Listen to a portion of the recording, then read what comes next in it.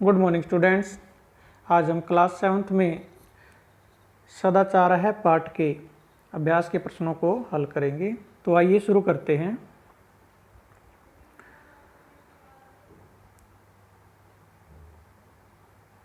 मूल्यांकनम में हमारा सबसे पहला प्रश्न है शुद्धम विकल्पम चित्वा उत्तरत, अर्थात शुद्ध विकल्प चुनकर उत्तर दीजिए। पहला प्रश्न है कस्य आयुर्विद्या यशोबलानि वर्धन्ते। कहता है कि किसकी आयु विद्या यश और बल बढ़ते हैं। तो किसके बढ़ते हैं? जैसे कि आपने प्रथम श्लोक में पढ़ा था कि अभिवादनशीलस्य नित्यम वृद्धोपसेविनः चत्वारि तस्य वर्धन्ते आयुर्विद्या यशोबलम। तो इसका आपका उत्तर आ जाएगा अभिवादनशीलस्य वृद्धोपसेविनः च, अर्थात प्रणाम करने के स्वभाव वाले और बूढ़ों की सेवा करने वाले की ये आयुर्विद्या यश और बल चार चीज़ें बढ़ती हैं। ठीक है, तो आपका सही उत्तर हो जाएगा ऑप्शन 4। उसके बाद हमारा दूसरा प्रश्न है कीदृशम सत्यम न ब्रूयात्। कहता है कि कैसा सत्य नहीं बोलना चाहिए। ब्रूयात् क्या होता है? बोलना चाहिए। तो कैसा सत्य नहीं बोलना चाहिए? अप्रियम। ठीक है, अप्रिय सत्य नहीं बोलना चाहिए। तो क्या आ जाएगा आपका उत्तर? अप्रियम। ठीक है। अगला प्रश्न है प्रश्न 3 सर्वस्य भूषणम किमस्ति। सबका आभूषण क्या है? तो किस सबका आभूषण क्या होता है? शीलम। तो आपका सही उत्तर हो जाएगा शीलम। शीलम सर्वस्य भूषणम। ठीक है। अगला प्रश्न है मित्राणि रिपुवश्च केन जायन्ते। यानी कहता है कि मित्र और शत्रु केन किस से जायन्ते बनते हैं। मित्र और शत्रु किस से बनते हैं? मित्र और शत्रु हमारे व्यवहार से बनते हैं। तो हमारा सही उत्तर हो जाएगा व्यवहारेण। ठीक है, व्यवहारेण। वैराणी केन सामयन्ति। वैराणी शत्रु केन किस से सामयन्ति शांत होते हैं। शत्रु किस से शांत होते हैं? तो शत्रु किस से शांत होते हैं? मित्रता से। तो मित्रता को कहते हैं अवैरेण। तो आपका सही उत्तर हो जाएगा अवैरेण। ठीक है, शत्रु किससे शांत होते हैं? अवैरेण मित्रता से। अगला है कंठस्य आभूषणम किमस्ति। कंठस्य गले का आभूषण क्या होता है? तो गले का आभूषण क्या है? गले का आभूषण क्या होता है? सत्य बोलना। ठीक है, तो क्या हो जाएगा? सत्यम। तो ये था आपका पहला प्रश्न। उसके बाद हमारा दूसरा प्रश्न है पूर्ण वाक्येन उत्तर। पूर्ण वाक्य में उत्तर दीजिए, यानी कि पूरे वाक्य में आपको उत्तर देना है। पहला प्रश्न है कस्य चत्वारि वर्धन्ते। किसकी चार चीज़ें बढ़ती हैं? तो किसकी बढ़ती है वो? अभिवादनशीलस्य वृद्धोपसेविनः च। ठीक है, अभिवादनशीलस्य प्रणाम करने के स्वभाव वाले और वृद्धोपसेविनः च बूढ़ों की सेवा करने वाले की चत्वारि वर्धन्ते। ये आपका उत्तर हो जाएगा। तो आपको कैसे लिखना है वो मैं आपको बता देता हूँ। तो आपका उत्तर बनेगा अभिवादनशीलस्य वृद्धोपसेविनः च चत्वारि वर्धन्ते। ठीक है, तो कस्य की जगह पर आपने क्या लिखना है? अभिवादनशीलस्य वृद्धोपसेविनः च। ठीक है, यानी कि प्रणाम करने के स्वभाव वाले और बूढ़ों की सेवा करने वाले की चार चीजें बढ़ती हैं। ठीक है। अगला प्रश्न है नरः कई पंचभिः पूजितः भवति। मनुष्य किन 5 चीज़ों से पूजितः भवति पूजा जाता है, यानी कि सम्मानित होता है। तो किन 5 चीज़ों से होता है? नरः वस्त्रेण वपुषा वाचा विद्यया विनयेन। ये 5 चीज़ें हैं आपकी, जो पांचों आपकी व अक्षर से बनती हैं। तो इन 5 चीज़ों से क्या होता है? मनुष्य पूजित होता है। तो केन की जगह पर आपने इन 5 के नाम लिखने हैं। कई की जगह पर आपने इन 5 के नाम लिखने हैं। तो आपका उत्तर हो जाएगा नरः वस्त्रेण वपुषा वाचा विद्यया विनयेन च पूजितः भवति। ठीक है, तो यहाँ से आप इसका उत्तर लिख सकते हैं वीडियो को पॉज करके। अगला प्रश्न है आपका हस्तस्य आभूषणम किम कथितम। हाथ का आभूषण क्या कहा गया है? तो हाथ का आभूषण क्या कहा गया है? हाथ का आभूषण क्या होता है? दान। तो हस्तस्य भूषणम किम की जगह पर आपने क्या लिखना? सिर्फ दानम दानम कथितम, हस्तस्य भूषणम दानम कथितम, हाथ का आभूषण दान कहा गया। अगला प्रश्न आपका है, कुत्र कुत्र त्यक्त लज्जः सुखी भवेत्, कहाँ कहाँ पर त्यक्त लज्जा को छोड़कर यानी शर्म को छोड़कर सुखी भवेत् सुखी हो सकते हैं। तो कहाँ कहाँ पर आपको शर्म को छोड़ना चाहिए? धन धान्य प्रयोगेषु, धन धान्य के प्रयोग में यानी कि लेन देन में, और विद्या संग्रहेषु, विद्या के संग्रह में यानी ज्ञान प्राप्त करने में। ठीक है, अगर आपको कुछ नहीं पता है तो आपको पूछने में शर्म नहीं करनी चाहिए। आहारे, भोजन में यानी कि भोजन आप कर रहे हैं तो वहाँ पर भी आपको शर्म नहीं करनी चाहिए, जितना आपको आवश्यकता है उतना भोजन करना चाहिए। व्यवहारे च, और व्यवहार में। ठीक है,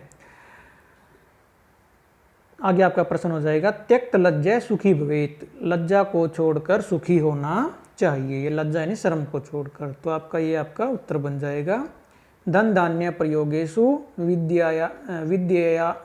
विद्याया संग्रहेषु आहारे व्यवहारे च त्यक्त लज्जा सुखी भवेत्। ठीक है, उसके बाद हमारा अगला प्रश्न है, वैराणी केन न सामयन्ति। तो अब यहाँ पर आपसे पूछा है कि वैराणी शत्रु केन किससे न सामयन्ति, न का आपने ध्यान रखना, यहाँ पर न लगाया हुआ है। जो आपका एक पदेन में आया था प्रश्न उसमें न नहीं था, उसमें था वैराणी केन सामयन्ति।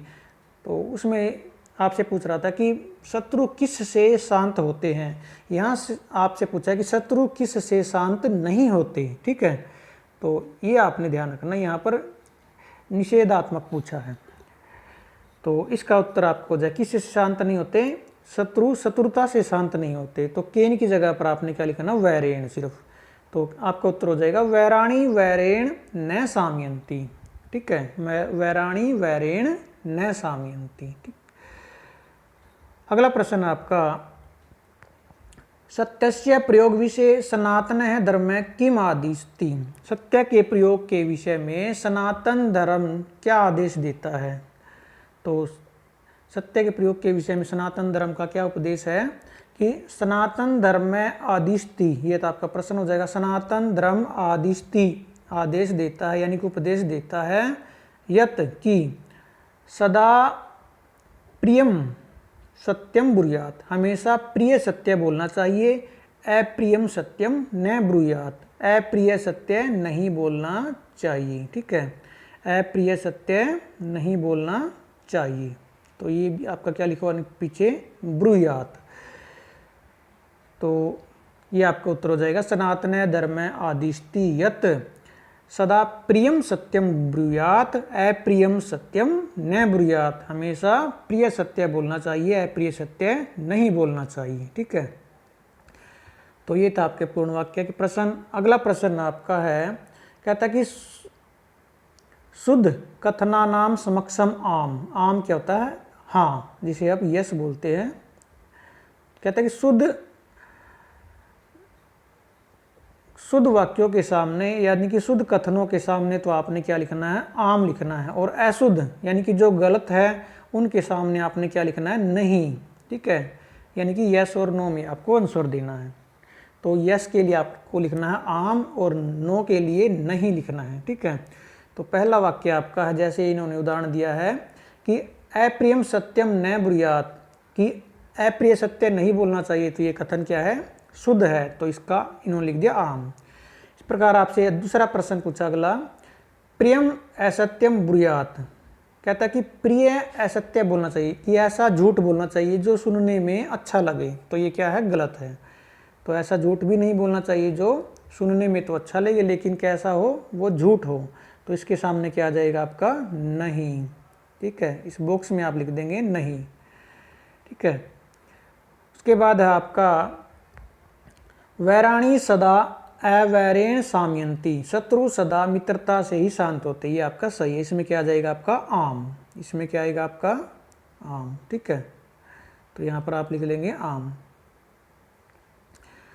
अगला प्रश्न आपका है, अगला वाक्य है, कश्चिदपि कस्यचिद मित्रम न भवति, कोई भी किसी का मित्र नहीं होता। तो ये भी बात सच है, कोई किसी का मित्र नहीं होता। तो इसमें भी क्या आ जाएगा आपका आम आ जाएगा। इसमें क्या आ जाएगा आपका आम, यहाँ पर आप लिख देंगे आम बॉक्स के अंदर, ठीक है।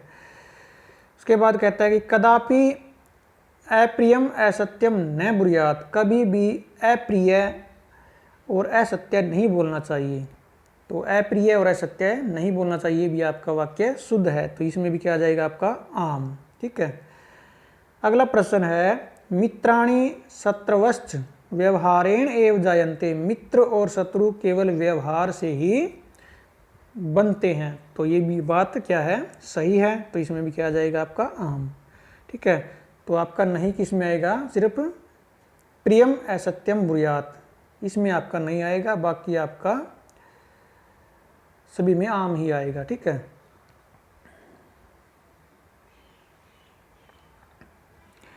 इसके बाद हमारा अगला प्रश्न है प्रश्न 4, विकल्पेभ्य समुचितम पदम चिनुत, विकल्पों से सही पद चुनिए। तो सही उत्तर आपको चुनना है। पहला प्रश्न है अभिवादनशीलस्य सदा डैश वस्तुनि वर्धन्ते, अभिवादनशीलस्य यानी नमस्कार करने वाले की सदा डैश वस्तुएं बढ़ती है, कितनी वस्तुएं बढ़ती हैं, चत्वारी, 4 वस्तुएं बढ़ती हैं, तो आपका आ जाएगा चत्वारी, ठीक है। इस पर आपने टिक मार्क लगाना और यहाँ पर चत्वारी को राइट भी करना है, यहाँ पर चत्वारी भी लिखेंगे साथ में, सभी में लिखना आपने रिक्त स्थान में, और साथ में टिक मार्क भी करना, ठीक है। अगला है आपका कदापि डैश सत्यम न ब्रूयात, कभी भी डैश सत्य नहीं बोलना चाहिए। कैसा सत्य नहीं बोलना चाहिए, अप्रिय, तो इसमें आपका आ जाएगा अप्रियम, ठीक है। अप्रियम पे आप टिक मार्क लगाएंगे, यहाँ पर इसको राइट करेंगे। तीसरा आपका डैश सर्वेशाम ए भूषणम इव भवति, डैश सभी के का आभूषण की तरह होता है, सभी के आभूषण की तरह होता है। कौन होता है सभी के आभूषण की तरह, शीलम, शीलम मतलब उसका व्यवहार, ठीक है, नम्रता। तो इसमें आपका आ जाएगा शीलम सर्वेशाम ए भूषणम इव भवति, शील यानी कि नम्रता या स्वभाव सभी का आभूषण की तरह होता है। अगला है सनातन धर्म मतेन वैराणी डैश एव सामयंती, सनातन धर्म के मत से शत्रु डैश से ही शांत होते हैं। तो शत्रु किस से शांत होते हैं, ये पूछा गया है, किस से शांत होते हैं, अवैरेण, तो आपका सही उत्तर हो जाएगा अवैरेण, यहाँ पर राइट कर देंगे आप। तो शत्रु किस से शांत होते हैं, अवैरेण यानी मित्रता से। अगला है धन धान्य प्रयोगेशु कदापि डैश न कर्तव्य, धन धान्य के प्रयोग में कभी भी डैश नहीं करनी चाहिए। तो क्या नहीं करनी चाहिए, लज्जा नहीं करनी चाहिए। तो आपका सही उत्तर हो जाएगा लज्जा, यानी शर्म नहीं करनी चाहिए हमें, ठीक है। ये आपका प्रश्न 4 था। उसके बाद है आपका प्रश्न 5 है विलोम पदानी मेलियत, विलोम पदों को मिलाइए। तो विलोम पदों को आपने मैच करना है। तो सबसे पहला आपका वर्धन्ते, एक तरफ आपको शब्द दिए गए हैं, दूसरी तरफ आप उनके विलोम पद यानी कि उल्टे शब्द दिए गए हैं, उल्टे अर्थ वाले, विपरीत अर्थ वाले, उनको आपने आपस में मैच करना है, कौन किसका विलोम पद है। तो वर्धन्ते, वर्धन्ते का अर्थ होता है बढ़ता है, बढ़ते हैं, वर्धन्ते बढ़ते हैं। तो इसका उल्टा क्या हो जाएगा, नष्ट होते हैं या कम होते हैं। तो इसका मैच हो जाएगा आपका क्षीयन्ते, क्षीयन्ते का अर्थ होता है नष्ट होते हैं, ठीक है। वर्धन्ते की जगह का मैच आपका किसके साथ हो जाएगा, क्षीयन्ते, या तो आप स्केल से लाइन से मैच कर सकते हैं या फिर इसके सामने यहाँ पर 1 डाल लेना आप, ठीक है। क्षीयन्ते के सामने नंबर 1 डाल लेंगे।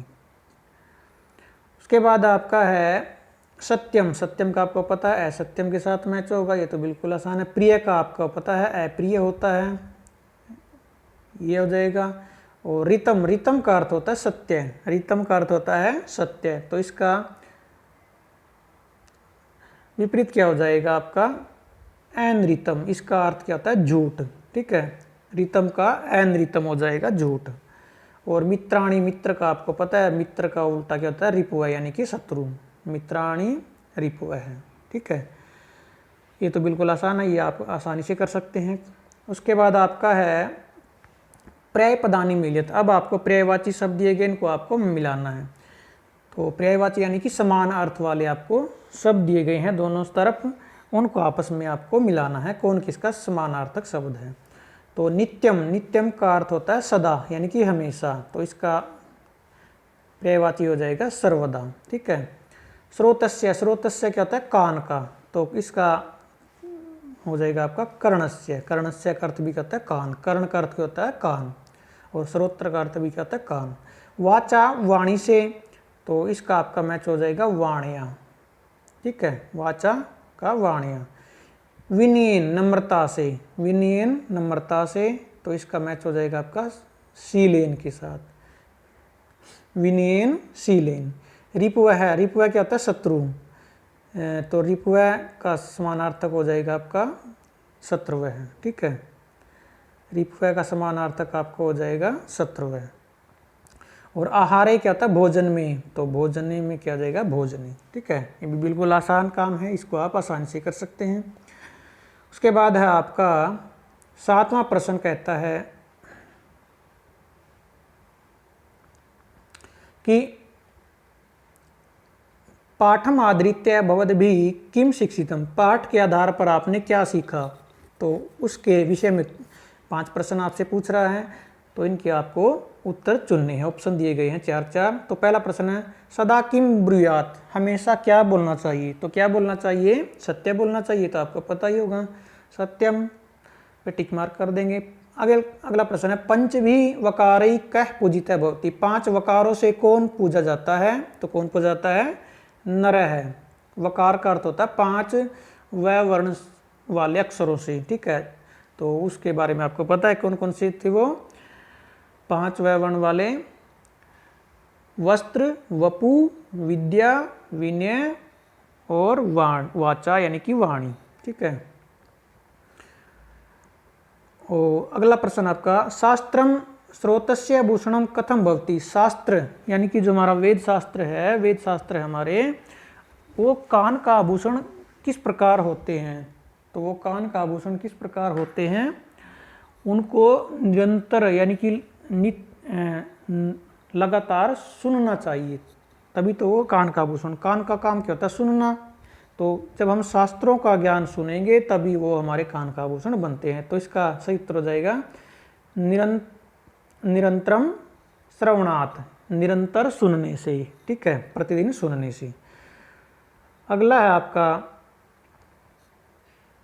आहार व्यवहार आदिषु कीदृशः सन् नरः सुखी भवितुं शक्नोति, आहार व्यवहार आदि में कैसा होते हुए मनुष्य यानी किस प्रकार बनकर मनुष्य सुखी हो सकता है, तो कैसा बनकर सुखी हो सकता है वो त्यक्त लज्जय, शर्म को छोड़कर, त्यक्त लज्जय। ठीक है, निर्लज नहीं लिखना, निर्लज क्या होता है बेशरम। ठीक है, तो त्यक्त लज्ज क्या होता है शर्म को छोड़कर। और अगला प्रश्न आपका वैराणाम समनाय कस्य आवश्यकता भवति, यानी कि शत्रुओं को शांत करने के लिए किसकी आवश्यकता होती है, तो शत्रुओं को शांत करने के लिए किसकी आवश्यकता होती है अवैरस्य, मित्रता की। किसकी आ जाएगी अवैरस्य। ठीक है, तो ये आपके उत्तर हो जाएंगे, इन पर आपने टिक मार्क कर देना। पहले का आपका था सत्यम, दूसरे का आपका क्या था नरः, तीसरे का था निरंतरम श्रवणात्, और चौथे का आपका त्यक्त लज्जय, और 5वें का अवैरी। ठीक है, इनको आपने टिक मार्क कर देना।